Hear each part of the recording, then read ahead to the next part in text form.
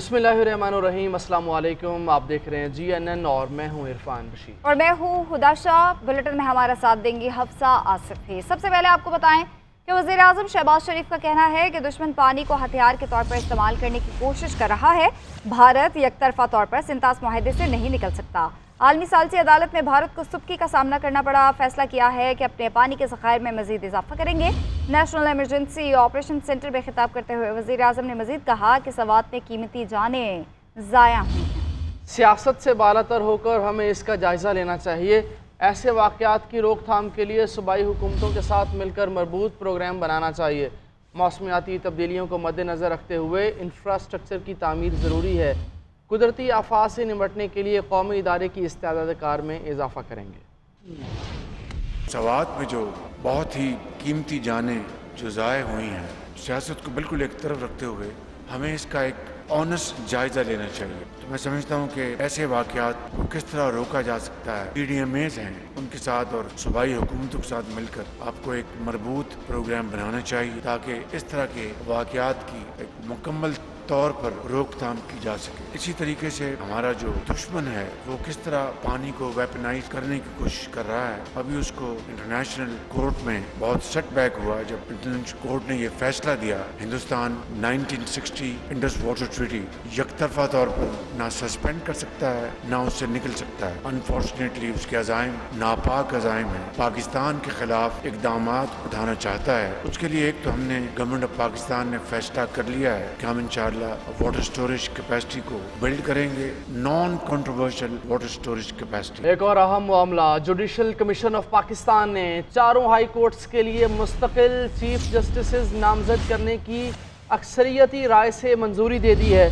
Justice Sarfraz Dogar Islamabad high court के मुस्तकिल chief justice तैनात कर दिए गए। Justice Junaid Ghaffar chief justice Sindh high court होंगे और जस्टिस अतीक शाह पेशावर और justice Rozi Khan Balochistan high court के चीफ जस्टिस होंगे। कमीशन ने हाई कोर्ट्स के चीफ जस्टिस की तकर्री से वज़ीर आज़म को आगाह कर दिया। जुडिशल कमीशन इजलास का एलामिया जारी कर दिया गया। कमीशन ने 4 हाई कोर्ट्स के लिए मुस्तकिल चीफ जस्टिस नामजद करने की मंजूरी दे दी। एलामिया के मुताबिक पहले इजलास में chief justice Peshawar high court की तैनाती का मामला ज़ेर गौर आया। जस्टिस SM अतीक शाह को कसरत राय से chief justice Peshawar high court नामजद कर दिया गया। जुडिशल कमीशन का दूसरा इजलास chief justice Balochistan high court की तैनाती के लिए मुनाकिद हुआ। कमीशन ने जस्टिस रोजी खान को chief justice Balochistan high court के लिए नामजद कर दिया। तीसरे इजलास में chief justice Sindh high court की तैनाती के लिए गौर किया गया। जस्टिस मोहम्मद जुनेद गफ्फार को chief justice Sindh high court नामजद किया गया। चौथे इजलास में जुडिशल कमीशन ने जस्टिस सरदार मोहम्मद सरफराज डोगर को chief justice Islamabad high court नामजद कर दिया। जुडिशल कमीशन ने हाई कोर्ट्स के चीफ जस्टिस की तकर्री से वज़ीर आज़म को आगाह कर दिया। सेक्रेटरी जुडिशल कमीशन ने वज़ीर आज़म के प्रिंसिपल सेक्रेटरी को मरासला लिखा, जिसमें वज़ीर आज़म को आर्टिकल 175A की ज़ैली शेख 8 के तहत जजेस की तकर्री की कार्रवाई मुकम्मल करने का कहा गया है। नए माली साल के पहले दिन स्टॉक मार्केट में नई तारीख रकम हो गई। 100 इंडेक्स पहली बार 1,28,000 पॉइंट्स की सतह अबूर कर गया। वज़ीर आज़म शहबाज शरीफ का स्टॉक मार्केट की बुलंद तरीन सतह अबूर करने पर इत्मीनान का इजहार। कहा कि नया माली साल मुआशी बेहतरी में संग मील साबित होगा। कारोबारी तबके मुल्क की तरक्की में हुकूमत का भरपूर साथ दे रहे हैं। हुकूमत सरमायाकारी को मज़ीद सहूलियात की फराहमी के लिए कोशां हैं।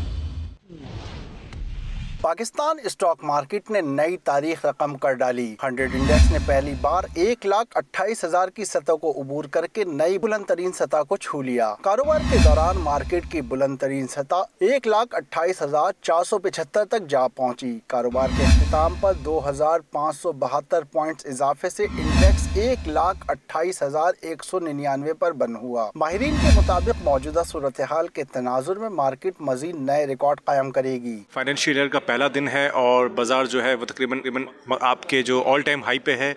ट्रेडिंग वॉल्यूम के जो ट्रेडिंग में इंट्राडे ट्रेडिंग है उसके हिसाब से भी ऑल टाइम हाई का जो रिकॉर्ड ब्रेक किया। Market is a liquidity vehicle, जहाँ पीछे से पैसे आते लगते हैं मार्केट आगे परफॉर्म करती है। तो मार्केट हमें आने वाले दिनों में बहुत अच्छा परफॉर्म करती नजर आ रही है। दूसरी जानिब सोने की कीमत में एक बार फिर बड़ा इजाफा हो गया। 1 तोला सोना 6,600 रुपए महंगा होने के बाद 3 3,56,600, जबकि 10 ग्राम 5,656 रुपए बढ़ने के बाद 3,05,898 रुपए का हो गया। आलमी मार्केट में $66 फी ऑन्स बढ़ने के बाद गोल्ड प्राइस $3,348 तक आ गए। कैमरामैन उमर खान के साथ जिया कुरैशी, GNN कराची। हुकूमत ने पेट्रोलियम मसनूआत की कीमतों में बड़ा इजाफा कर दिया। 15 रोज़ के लिए पेट्रोल 8 रुपये 36 पैसे फ़ी लीटर महंगा कर दिया गया। हाई स्पीड डीजल की फ़ी लीटर कीमत 10 रुपये 39 रुपये बढ़ा दी। अवाम ने पेट्रोलियम मसनूआत में इजाफे को मुस्तरद कर दिया है।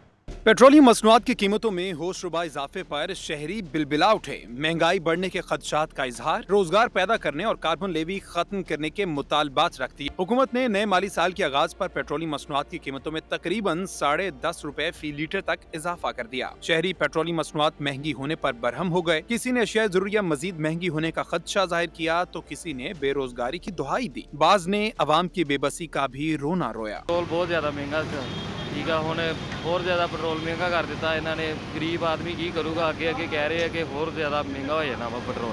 मैं तो ये कहना चाहूँगा कि महंगाई का नया बम हम पे गिरा है बजट जो पेश हुआ है। शहरियों ने हुकूमत से ज्यादा रिलीफ देने का मुतालबा किया है। महंगाई तो पहले बहुत ज़्यादा है भाई, तो और पेट्रोल महंगा होकर और मुश्किलात में इजाफा होगा। गवर्नमेंट को चाहिए हमारे लिए आसानियाँ पैदा करे, ये मुश्किलात बढ़ा रही हैं। अब पेट्रोल बढ़ गया, अब क्या करें आप? ये तो हुकूमत को चाहिए कि आवाम को रिलीफ दे। हमारी हुकूमत से ये अपील है कि ये देखें, ये बजट हुआ है तो इसमें हमारी हुकूमत से ये उम्मीद थी कि ये पेट्रोल सस्ता करेगा। हुकूमत ने आइंदा 2 हफ्ते के लिए पेट्रोल 8 रुपए 36 पैसे फी लीटर महंगा कर दिया। नई कीमत 266 रुपए 79 पैसे फी लीटर हो गई। हाई स्पीड डीजल की कीमत में 10 रुपए 39 पैसे फी लीटर इजाफा किया गया। अब 1 लीटर हाई स्पीड डीजल 272 रुपए 98 पैसे में फरोख्त किया जा रहा है। जरा के मुताबिक पेट्रोलियम मसनूआत की नई कीमतों में 2.5 रुपए कार्बन लेवी आयद कर दी गई है। पेट्रोल पर लेवी कम करके 75 रुपए 52 पैसे फी लीटर कर दी गई। हाई स्पीड डीजल पर लेवी 74 रुपए 51 पैसे मुकर्रर की गई। नायब वज़ीर-ए-आज़म इसहाक डार की ज़ेर सदारत चीनी दरामद पर स्टेयरिंग कमेटी का इजलास हुआ है। हुकूमत ने 5 लाख मेट्रिक टन चीनी दरामद करने का फैसला कर लिया है। हमारे नुमाइंदे यासिर रियाज इसकी डिटेल बताएंगे। जी यासिर।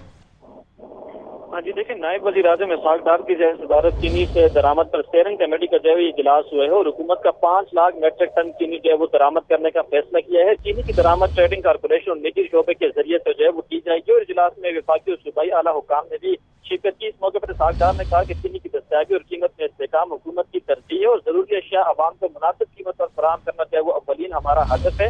इजलास में जो सिंध, बलोचिस्तान और खैबर पख्तूनख्वा के 30 सेक्रेटरीज भी शरीक थे और वज़ारत खुराक और वज़ारत सनअत के सेक्रेटरीज भी इजलास में मौजूद थे। जी यासिर, एक और मामला है। पाकिस्तान और अमेरिका के दरमियान बाहमी महसूलात पर मुज़ाकरात हतमी मरहले में दाखिल हो चुके हैं और पाकिस्तान का तिजारती वफ़द अमेरिका के साथ मुआहिदा हतमी शक्ल देने के लिए वाशिंगटन पहुँच चुका है।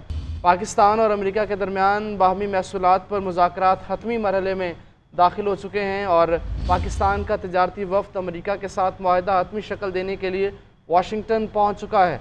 सेक्रेटरी तिजारत जवाद पॉल की क़यादत में आला सतही वफ़द अमरीकी हुकाम से मुज़ाकरात करेगा।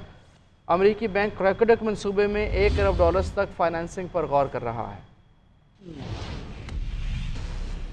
आगे बढ़ेंगे। अमरीकी सदर डोनाल्ड ट्रंप कहते हैं हम आइंदा हफ्ते गज़ा में जंग के खात्मे के लिए मुआहदे पर पहुँच सकते हैं। कोशिश है कि 7 जुलाई से पहले गज़ा में सीज़ फायर हो जाए। नेतन्याहू भी गज़ा में जंग ख़त्म करना चाहते हैं। गज़ा जंग के खात्मे के लिए नेतन्याहू के साथ साबित कदम रहूँगा। हमने ईरान और इसराइल के दरमियान जंग ख़त्म कराई। ईरान में जिन अहदाफ पर बमबारी की वो मुकम्मल तबाह हुए।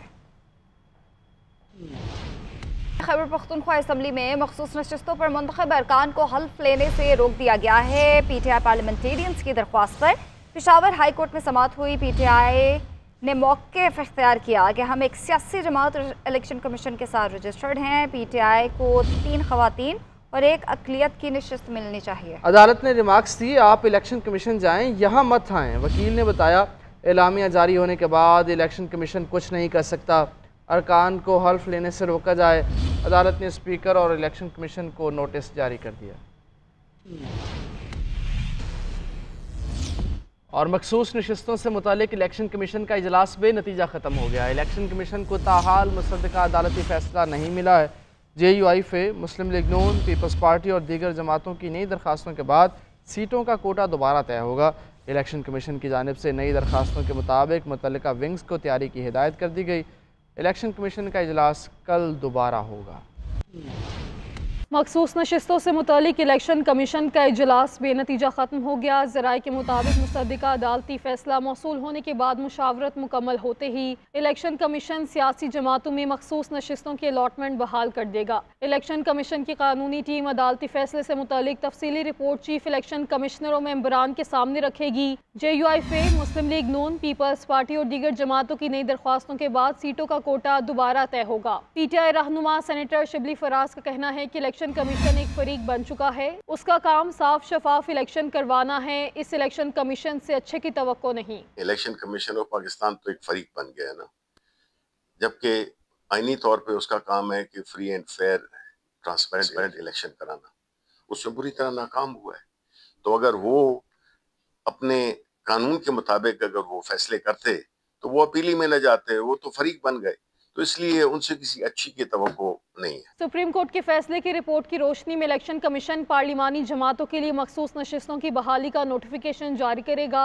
मखसूस नशिस्तें बहाल होने के बाद कौमी असम्बली में हुक्मरान इत्तेहाद को 2/3 अक्सरियत दोबारा हासिल हो जाएगी। बानी PTI की बहन अलीमा खान कहती हैं कि बानी PTI ने पार्टी को 10 मुहर्रम के बाद तहरीक की तैयारी करने की हिदायत कर दी है। 10 मुहर्रम के बाद पार्टी एहतजाज का लाएहमल देगी। सलमान अकरम राजा बानी PTI के केसेस हैंडल करते हैं। किसी को भी बानी PTI से मुलाकात के लिए जाने की इजाज़त नहीं मिली। बानी PTI को माइनस किया जा रहा है। 26वीं तरमीम के नताइज ज़ाहिर होना शुरू हो गए हैं। फॉर्म 47 के जरिए लोगों का वोट चोरी किया गया। और सलमान राजा यूं उनके केसेस हैंडल करते हैं। इनको किसी को इजाज़त नहीं मिली अंदर जाने की।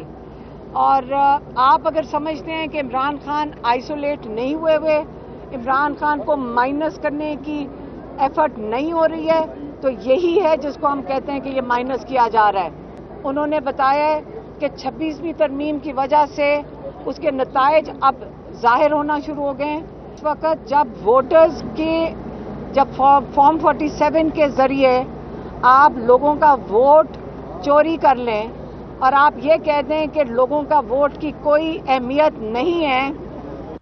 आगे बढ़ेंगे। महकमा आबपाशी खैबर पख्तूनख्वा ने सवात वाक़े पर रिपोर्ट इंक्वायरी कमेटी में जमा करा दी है। रिपोर्ट के मुताबिक सानहा दरिया के बहाव में अचानक इजाफे के बायस पेश आया है। TMO बाजुई और TMO मट्टा को भी ओहदे से हटा दिया गया है। जमात इस्लामी ने गंडापुर हुकूमत को वाक़े का जिम्मेदार करार दे दिया। एबटाबाद और दीगर सियाहती मकामात पर तजावुजात के खिलाफ ऑपरेशन तेज कर दिया गया है। मुतल्लिका इदारों को सैलाब की बर वक्त इत्तला दी गई। महकमा आबपाशी KP की सानहा सवात पर रिपोर्ट में इंकशाफ। गवर्नर फैसल करीम खुंदी की सयाहों की जान बचाने वाले नौजवानों से मुलाकात। महकमा आबपाशी KP ने अपनी रिपोर्ट इंक्वायरी कमेटी में जमा करवा दी। रिपोर्ट में कहा है कि खवाजा खेला में दरिया का बहाव चंद घंटों में 6738 से बढ़कर 77,782 क्यूसेक तक पहुँच गया। एग्जीक्यूटिव इंजीनियर ने कमेटी को बताया कि बारिश के दौरान पहाड़ों पर क्लाउड बर्स्ट हुआ। सयाह जब दरिया में उतरे उस वक्त सूरत हाल नॉर्मल थी, मगर बाद में सैलाब में फंस गए। दरियाए सवात में लापता बच्चे अब्दुल्लाह की तलाश के लिए रेस्क्यू ऑपरेशन का दायरा कार दीगर इलाकों तक फैला दिया गया है। तजाघट वाक़े के बाद TMO बाबूज़ई और TMO को भी हटा दिया गया है। गवर्नर KP फैसल करीम खुंदी ने सवात वाक़े में सयाहों की जान बचाने वाले नौजवान मोहम्मद हिलाल खान और इस्मत अली से मुलाकात। गवर्नर ने उनकी बहादुरी को सराहते हुए तारीखी शील्ड्स पेश की और उम्रे पर भेजने का ऐलान किया। जमात इस्लामी ने सवात वाक़या सूबाई हुकूमत की नाअहली करार दे दिया। नायब अमीर बख्तियार मुआनी का कहना है कि अल-खिदमत फाउंडेशन सवात में इमरजेंसी रिस्पांस सेंटर कायम किया जाएगा, जिसमें ड्रोन, लाइफ जैकेट्स, कश्तियां और गोताखोर दस्तयाब किए जाएंगे। सीनियर वजीर पंजाब मरियम औरंगजेब का एक्स पर पैगाम। कहा, जुनाय इंस्टीट्यूट ऑफ कार्डियोलॉजी लाहौर के नाम में कोई तब्दीली ज़ेर गौर नहीं। सालाना तरक्याती प्रोग्राम में इसी नाम से फंडिंग रखी गई है। नवाज शरीफ मेडिकल डिस्ट्रिक्ट में 14 आलमी म्यार के नए अस्पताल कायम होंगे। अमराज कल्ब और दीगर बीमारियों के जदीद इलाज के लिए मास्टर प्लानिंग आखिरी मराहिल में है। हक़ाइक़ की तस्दीक के बगैर गुमराह कुन खबरें ना फैलाएं।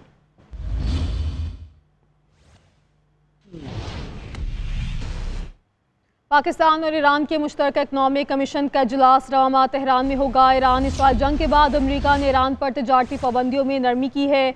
इस तनाजुर में दोनों मुल्कों के दरमियान तिजारत का दायरा कार पर बातचीत होगी। तफसीलात जान लेते हैं deputy bureau chief GNN Islamabad Ejaz Ahmed से। एजाज बताइएगा इस मुतालिक।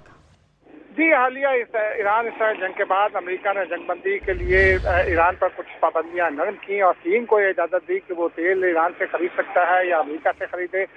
इस तनाजुर में पाकिस्तान और ईरान के ज्वाइंट इकनॉमिक कमीशन का इजलास रवा माह किसी वक्त होना है। इजलास के लिए तारीखें तय की जा रही हैं। पाकिस्तानी वफ्द की क़यादत वज़ीर तिजारत जाम कमाल करेंगे। इस वक्त इस ज्वाइंट कमीशन के दौरान पाकिस्तान ईरान के साथ को क्या अशिया बरामद कर सकता है और ईरान से क्या अशिया बरामद कर सकता है, तेल और बिजली के हवाले से खरीदारी के मामला भी ज़ेर गौर आना है। ये कहते हैं कि इस हवाले से तफसीलात तय की जा रही हैं और दोनों ममालिक एक दूसरे के हवाले से अपने अपने नुकात शेयर कर रहे हैं। ठीक है एजाज अहमद, आपका शुक्रिया, आपने आगाह किया। वफाकी हुकूमत का यूटिलिटी स्टोर्स को 10 जुलाई से मुकम्मल बंद करने का फैसला। वज़ीर-ए-आज़म शहबाज शरीफ ने यूटिलिटी स्टोर्स मुलाजिमीन को इदारे की बंदिश पर VSS पैकेज की फराहमी की हिदायत कर दी है। तमाम फाल यूटिलिटी स्टोर्स कल से मुल्क भर में ऑपरेशन बंद करना शुरू कर देंगे। MD यूटिलिटी स्टोर्स कॉरपोरेशन के ज़ेर सदारत इजलास में फैसला किया गया कि टूर्स पर मौजूद सामान को वेयर हाउसेज में मुंतकिल किया जाए। किराए पर दिए गए स्टोर्स को 1 अगस्त से खाली करने के नोटिस जारी किए जाएंगे। और मुल्क में पोलियो वायरस का एक और केस सामने आ गया है। कौमी इदारा सेहत के ज़राए के मुताबिक पोलियो केस शिमाली वज़ीरिस्तान से रिपोर्ट हुआ। मुल्क में रवा साल के पोलियो केसेस की तादाद 14 तक पहुँच गई।